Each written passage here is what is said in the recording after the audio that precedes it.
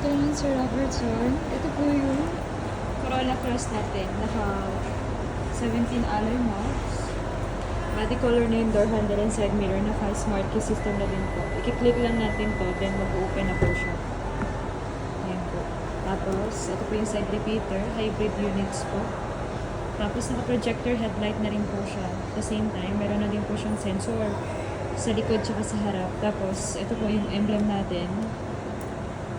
May touch of blue. Ibig sabihin, hybrid vehicle. Hindi ka kasama sa coding.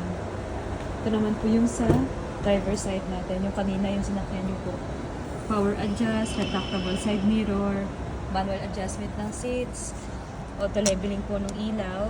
Tapos ito, audio control sa steering. Push start button. May...